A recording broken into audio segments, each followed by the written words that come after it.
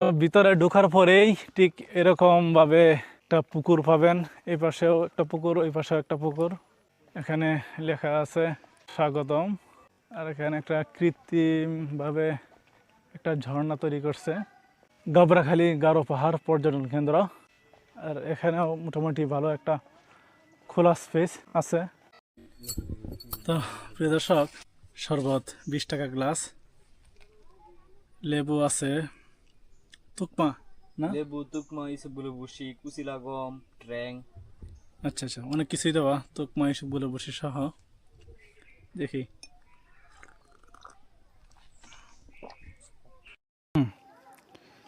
ভালো লাগতেছে। হে এভরিওয়ান, আসসালামু আলাইকুম। আশা করি সবাই ভালো আছেন, আমি আলহামদুলিল্লাহ ভালো আছি।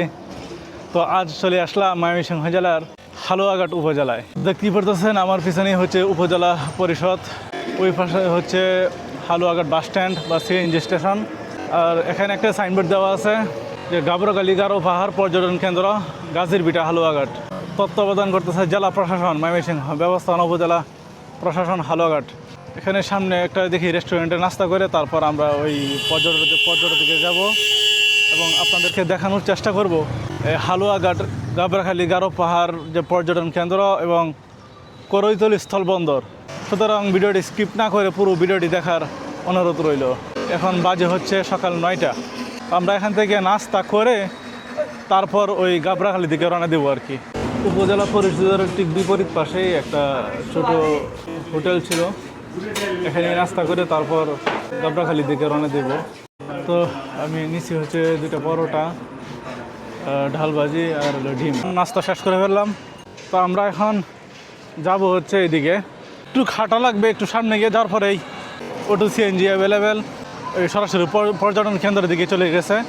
আমি হালুয়াঘাট উপজেলাতে এই ফার্স্ট টাইম আসছি, এর আগে কখনো আসা হয় নাই। একটা বিষয় খেয়াল করলাম, হালুয়াঘাট হচ্ছে ময়মনসিংহ জেলার একটি উপজেলা, কিন্তু এখানে বাস সার্ভিস কিন্তু প্রচুর। যেহেতু এই দিক দিয়ে কোনো ট্রেন যোগাযোগ নাই, রেল ব্যবস্থা না থাকায় বাস ব্যবস্থা প্রচুর বাস আছে। আপনারা এই হালুয়াঘাট থেকে ময়মনসিংহ যেতে হলে মনে হয় 5 মিনিট পর পরেই বাস ছাড়ে, এরকম একটা অবস্থা। এটি হচ্ছে হালুয়াঘাটের মেইন যে বাজার।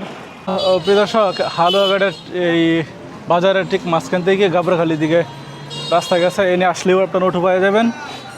আপনারা যদি একদম আমার মতো করে ওই পর্যটন কেন্দ্রে যান সেক্ষেত্রে 60 টাকা লাগবে। এছাড়া মেইন রোডে যদি আপনি নামেন সেক্ষেত্রে 50 টাকা ভাড়া। তো যাওয়া যাক।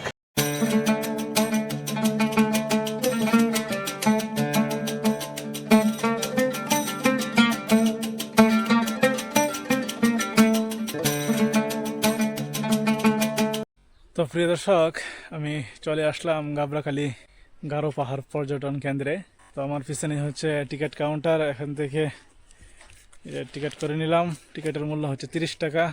এই ভিতরে ঢুকতে আপনারা এরকম মোটামুটি একটা খোলা স্পেস পেয়ে যাবেন। এখানে গাড়ি পার্কিং, ওই পাশে মোটরসাইকেল পার্কিং জোন। ভিতরের দিকে যেতেছি আর আপনাদেরকে দেখানোর চেষ্টা করতেছি এই গারো পাহাড় পর্যটন কেন্দ্রে কি কি আছে। ভিডিওটি স্কিপ না করে পুরো ভিডিওটি দেখবেন। এখানে লেখা আছে ওয়েলকাম। এরকম ভিতরে ঢুকলে আপনারা বেশ কিছু বসার ব্যবস্থা পাবেন। সম্ভবত এটা একটা কফি শপ। আমি যেহেতু এটা কোনো সিজনকালীন আসছি না, সাধারণত সিজনকালীন বা শুক্রবার একটু মানুষ বেশি হয়, তো আজকে হয়তো একটু কম মানুষই পাওয়া যাবে। এই লেখা আছে গাবড়াখালী গারো পাহাড় পর্যটন কেন্দ্র গাজীরভিটা হালুয়াঘাট ময়মনসিংহ। এইটি স্থাপিত হয়েছে 2020 খ্রিস্টাব্দে। তো এখানে অনেকের নাম লেখা আছে। এটা কৃতজ্ঞতা প্রকাশ করছে উপজেলা প্রশাসন হালুয়াঘাট ময়মনসিংহ। তো আমরা এক এক করে ভিতর দিকে যেতেছি। ভিতরে ঢোকার পরেই ঠিক এরকম ভাবে একটা পুকুর পাবেন। এই পাশেও একটা পুকুর, ওই পাশেও একটা পুকুর। এটা ছোটখাটো একটা লেকের মতো দেখতেছেন যে সিঁড়িটা উঠে পড়ছে। এটা হচ্ছে এখানকার রেস্টুরেন্ট, তবে আপাতত বন্ধ আছে। আপনাদেরকে একটু একটু করে পুরো পর্যটন কেন্দ্রটাই ঘুরে দেখানোর চেষ্টা করব। আপনারা এরকম ভিতরে আসলেই এরকম একটা কাঠ ও লোহা দিয়ে তৈরি একটা ব্রিজ দেখতে পারবেন। আমার পিছনেই হচ্ছে বাংলাদেশ আর ভারতের সীমানা, তার কাটার বেড়া, এবং তার কাটার পরেই হচ্ছে ইন্ডিয়ার পাহাড়গুলো। এরকম ভিতরে আসার পরে আপনারা দেখতে পারবেন এখানে লেখা আছে স্বাগতম, আর এখানে একটা কৃত্রিমভাবে একটা ঝর্ণা তৈরি করছে। গাবড়াখালী গারো পাহাড় পর্যটন কেন্দ্র। আর এখানেও মোটামুটি ভালো একটা খোলা স্পেস আছে। আর এই পুকুর পাড়ে পাশেই বসার ব্যবস্থা আছে, বিভিন্ন অনেক ব্রেঞ্চ দেওয়া আছে, আপনারা চাইলে এই পুকুর পাড়ে বসতে পারেন। এই যে এটাই হচ্ছে পুকুর পাড়ের ঘাট, হাঁসের ডিজাইনের আদলে করা। বেশ কিছু নৌকা আছে, আপনারা চাইলে এই নৌকা দিয়ে ঘুরতে পারেন। ওই পাশে হচ্ছে পুরুষ ও মহিলাদের ওয়াশরুমের ব্যবস্থা আছে। এই যে দেখুন, এখান থেকে মোটামুটি পুরো পর্যটন কেন্দ্রটি পুরোটাই দেখা যাইতেছে। এখানে হচ্ছে শিশুদের বা বাচ্চাদের বিভিন্ন খেলার সরঞ্জামাদি। তো বাচ্চারা খেলতে হইলে এখানে টিকিট সিস্টেম আছে না? কত করে টিকিট? 20 টাকা করে টিকিট। ওইটার ভিতরে ঢুকবে আর এদিক দিয়ে বের হবে। এছাড়া ওই পাশে হচ্ছে দোলনা। ও এই যে দেখুন, মিনি হর্স, এরকম একটি ঘোড়া আছে। এরকম ঘোড়ার ভিতর উঠে বাচ্চারা খেলতে পারবে। এ পাশেও এরকম একটা চক্রির মতো। আমার ওই পিছনেই হচ্ছে বিভিন্ন পাহাড়, মানে যে গারো পাহাড় যেটাকে বলে। গারো পাহাড় কিন্তু শুধু এখানেই না, শুধু এই পর্যটন কেন্দ্রকেই গারো পাহাড় বলে না, ভারতের যে ওই পাশে যে পাহাড়গুলো আছে ওইগুলো কিন্তু গারো পাহাড়। এই যে দেখুন, ওই দূরে দেখা যাইতেছে, এখান থেকে হয়তো বা 2-4-5 মিনিট হাইটে যেতে লাগবে তারকাড়া। এরপরেই হচ্ছে বড় বড় পাহাড়, ইন্ডিয়ান পাহাড়। ওইটা হচ্ছে ইন্ডিয়ান মেঘালয় পাহাড়। তো আপনাদেরকে এর আগে দেখাইছিলাম এই কলমাকান্দায়, কিন্তু আপনাদেরকে একদম ইন্ডিয়ান সীমানার ভিতরে গিয়ে কিন্তু আপনাদেরকে দেখাইছিলাম ইন্ডিয়ান মেঘালয় পাহাড়। তো আমি এখন পাহাড়ে ওঠার চেষ্টা করব।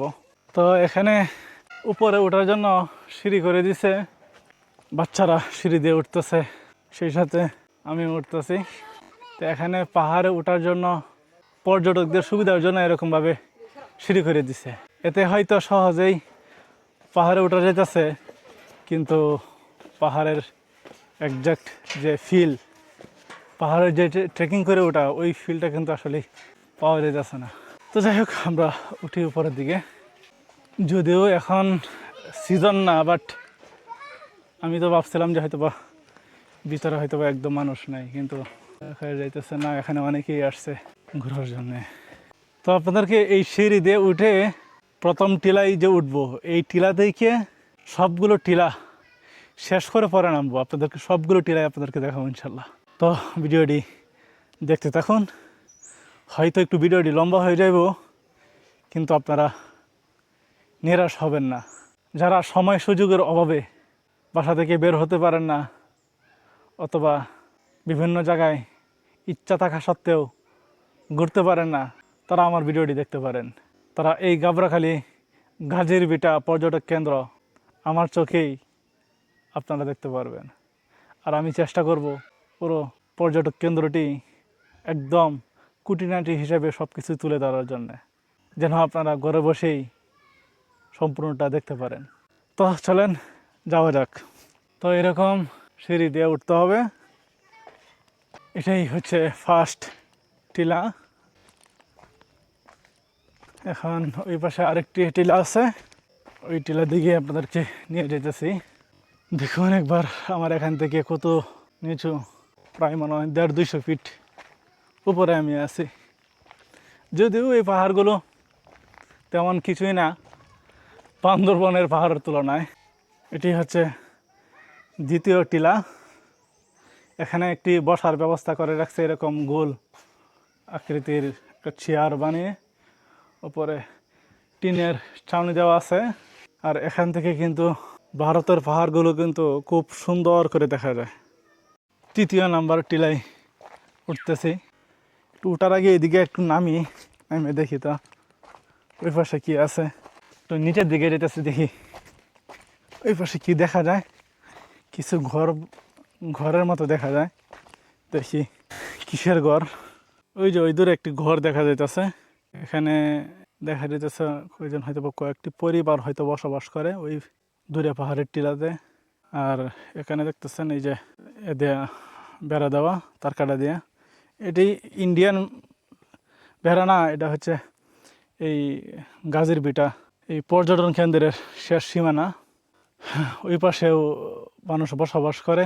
আর হচ্ছে দেখা যাচ্ছে একটা ছোট একটা মেয়ে স্কুলে হয়তো বা যাবে, স্কুলে যাওয়ার জন্য রওনা দিছে। শিক্ষা ব্যবস্থা এখন একদম প্রত্যন্ত অঞ্চলেও পৌঁছে গেছে, এটাই হলো আনন্দের বিষয় বলা যায়। আমি এক ধরনের নেটওয়ার্কের বাইরে চলে আসছি, আমার ফোনে এই মুহূর্তে নেট কাজ করতেছে না। কিছু ফ্রেন্ড সার্কেল আছে, ওদেরকে যখন বলি চল পাহাড় থেকে ঘুরে আসি, আর ওরা বলে পাহাড় নাকি এখন যুগ আছে, বর্ষাকাল, এখন যাওয়া যাবে না। এই যে আমি একদম ভরা পাহাড়ের জঙ্গলে হাঁটতেছি, ঠিক আছে, আমি কিন্তু একটা যুগও হয়েছি না এখনো। আছে কিছু কিছু জায়গায় আছে, ওই বান্দরবন থানচি থেকে অনেক ভিতরে যে সমস্ত জায়গাগুলো আছে, ওই সমস্ত জায়গাগুলোর মধ্যে কিছু যুগ তো অবশ্যই আছে। কথা হচ্ছে যে রাস্তায় চলাচল করবেন, রাস্তায় উষ্টা খাওয়ার সম্ভাবনা তো থাকবেই, তাই বলে কি আপনি রাস্তায় চলাচল করবেন না? তো সব কিছুর মধ্যে পজিটিভ নেগেটিভ দুইটাই থাকে। দেখেন আমি উঠতেছি একদম, এদিকে আসলে অ্যাকচুয়ালি কোনো রাস্তা না, যেহেতু পাহাড়ে আসছি, পাহাড়ের কিছু অ্যাডভেঞ্চার ফিল যদি না নেওয়া যায় সেটা কি হয়? তাহলে আর পাহাড়ে আসলাম কেন? এদিক দিয়ে পাহাড়ের যে পানির স্রোত, বর্ষা বৃষ্টি হলে যে পাহাড়ের যে পানিটা মূলত এই দিক দিয়ে পড়ে। আমি এই রাস্তাটা ধরেই উপরে উঠতেছি। ও ভাই একবার দেখুন কই আসছি আমি। তো আমরা এখন 3য় নাম্বার টিলাতে উঠতেছি।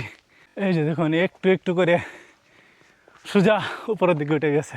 হঠাৎ করে এত পরিশ্রম করলে না সত্যি কষ্ট লাগে, মানে আমি পুরো অলরেডি গামিয়ে গেছি।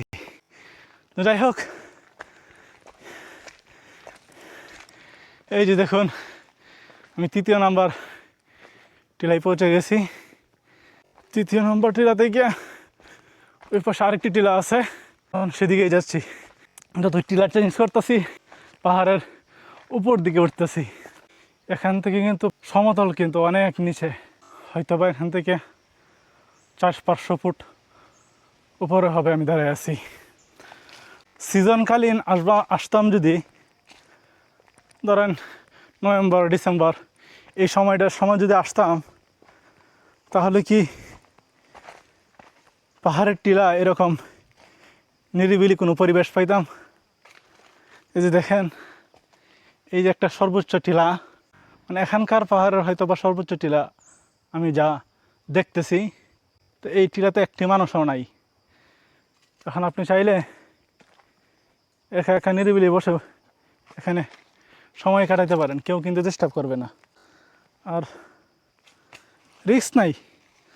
যদি কেউ মনে করে যে এখানে খুব রিস্ক, না, এটা যেহেতু একটু পর্যটক কেন্দ্র, এখানে কোথাও কোনো রিস্ক নেই।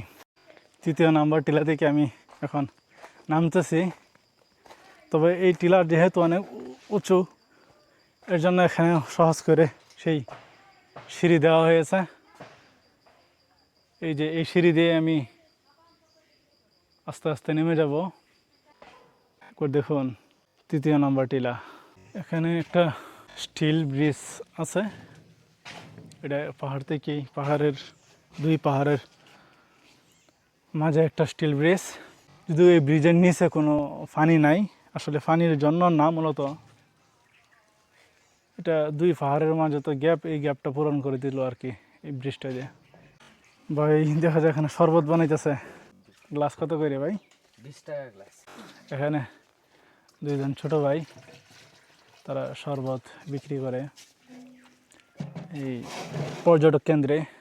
এখানে প্রতিদিনই আপনারা যারা আসবেন ঘুরতে, তারা এই ছোটো ভাইয়ের এখানে শরবত খাওয়ার চেষ্টা করবেন।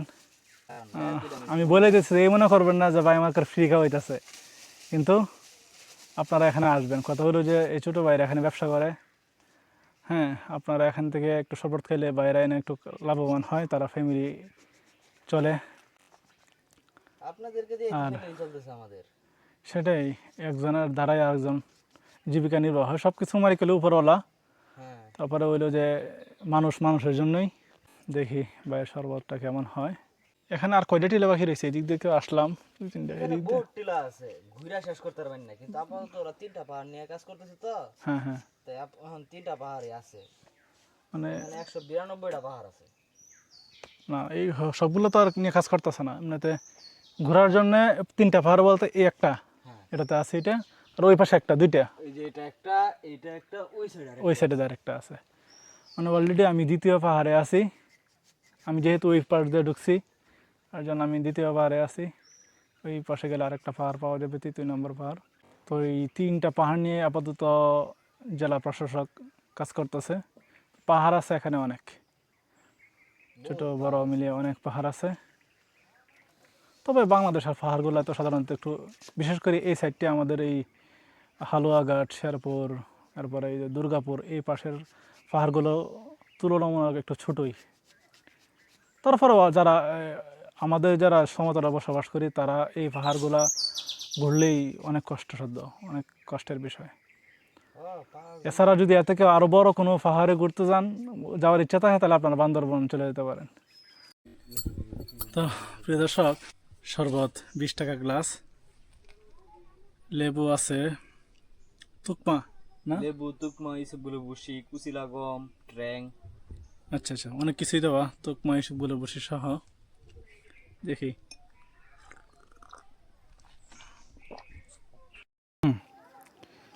ভালোই লাগতেছে। তবে মাত্র আইসা বসছে তো, এখনো ঠান্ডা হয়েছে না পুরোপুরিভাবে, হয়তো বা আর 10-20 মিনিট পরেই ঠান্ডাটা খুব করা হইব। শরবত খাওয়ার পরে রেস্ট করলাম, এখন আবার দ্বিতীয় নম্বর। হ্যাঁ ভাই, করি টুকটাক। রিয়াদ ট্রাভেলস বিডি, এখানে মূলত তো 3টা পাহাড়। আমি এই মুহূর্তে দ্বিতীয় নম্বর পাহাড়ে আছি। দ্বিতীয় নম্বর পাহাড়ের টিলাতে উঠতেছি। আছে মোটামুটি পর্যটক, একবারে না নাই বললে ভুল হবে, যেহেতু একটু পর্যটক কেন্দ্র। জেলার এবং জেলার বাহিরেও বিভিন্ন জায়গাতে গিয়ে মানুষ আসে। এই যে দেখুন টিলা, আসলে ক্যামেরাতে এতটা পাহাড়ের ঢালুটা খুব একটা বোঝা যায় না। এই টিলাতেও একটি বসার ব্যবস্থা আছে, এই যে ঠিক এরকম এখানে বসার ব্যবস্থা করে রাখছে। এখানে অসংখ্য পাহাড় থাকা সত্ত্বেও এখন মূলত কাজ করতেছে 3টি পাহাড় নিয়ে। তো আমি দ্বিতীয় নম্বর পাহাড়ে আছি। এখান থেকে আমি নিচে নামে তারপর 3য় নম্বর পাহাড়ের দিকে যাইতেছি। তবে এখানে আরেকটি বসার ব্যবস্থা আছে। এটি সমতল জায়গা থেকে একদম, মানে অল্প একটু উপরেই। এটি হচ্ছে আমার দ্বিতীয় পাহাড়ের শেষ সিঁড়ি, অর্থাৎ আমি দ্বিতীয় পাহাড় থেকে একদম পুরোপুরিভাবে নেমে যেতেছি।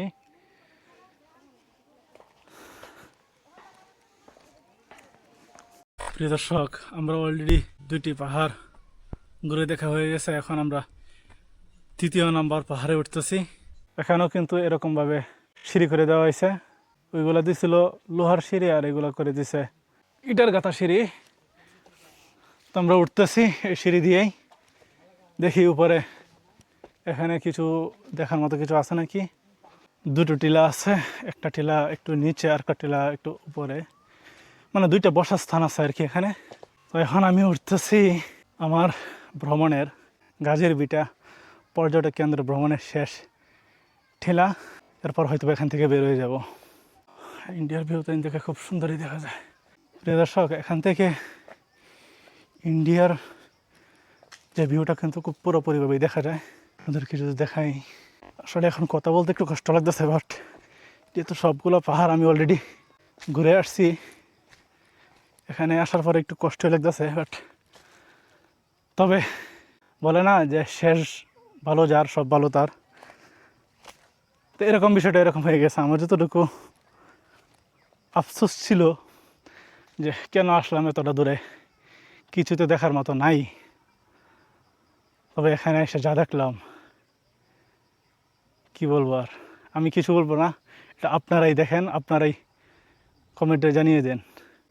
একবার আকাশটার দিকে তাকিয়ে দেখুন, যেন পাহাড়ের উপর তুলো উঠতেছে এমন একটা অবস্থা। তুলোর মতোই সাদা মেঘ আকাশে ভাসতেছে, আর তার নিচেই হচ্ছে পাহাড়, মানে ইন্ডিয়ান পাহাড়গুলো। এটাই আমার এখানকার শেষ টিলা। মোটামুটি সবগুলোই ঘুরে দেখাইছি আপনাদেরকে। সর্বশেষ টিলাটা অলরেডি আমার ঘোরা হয়ে গেছে। যাদের সামর্থ্য থাকা সত্ত্বেও, তাদের টাকা এবং সময় দুইটা থাকা সত্ত্বেও ঘুরতে বের হন না, টাকা খরচ হবে বিদায়, এর জন্য একটা সময় আপনারা ঠিকই আফসোস করবেন। তখন ইচ্ছা জাগবে আপনারা ঘোরার জন্যে, ঘুরতে। তখন আপনাদের এখন দুইটা জিনিসই আছে, শক্তি আছে প্লাস টাকা আছে। যখন এই দুইটা থেকে একটা জিনিস হারিয়ে ফেলবেন, তখন হয়তো বা টাকা থাকবে বাট শক্তিটা থাকবে না। আপনার শরীরে এখন যে এনার্জিটা আছে সেটা তখন আর থাকবে না, তখন কিন্তু আফসোস করবেন। তো তাদেরকে বলি, সময় আর সুযোগ মানে থাকা সত্ত্বেও আপনারা ঘুরেন, দেখেন আল্লাহর সৃষ্টি, পৃথিবীটা কতটা সুন্দর। আপনারা যত ভ্রমণ করবেন তত আপনার নলেজ দিন দিন বাড়তে থাকবে। সর্বশেষ কথাটাই বলি, আমার জন্য দোয়া করবেন। আমি আপনাদেরকে বাংলাদেশের 64টি জেলায় এবং সম্ভব হলে প্রত্যেকটি থানায় বা উপজেলা ঘুরে দেখাবো ইনশাল্লাহ। সেই তৌফিক যেন আল্লাহ পাক আমাকে দেয়। তবে আমি মনে করি আপনাদের সাপোর্ট আর ভালোবাসা পাশে থাকলে অবশ্যই সেটি করা সম্ভব হয়ে উঠবে। তো আজ আমি এই গাবরাকালী গারো পাহাড় পর্যটন কেন্দ্র থেকে আমি বিদায় নিচ্ছি। তো দেখা হবে অন্য কোনো একটি নতুন স্পটে, নতুন জায়গা, নতুন দর্শনীয় কোনো এক স্থানে। তো সে পর্যন্ত ভালো থাকবেন, সুস্থ থাকবেন। আল্লাহ হাফেজ। আসসালামু আলাইকুম ওয়া রাহমাতুল্লাহি ওয়া বারাকাতুহু।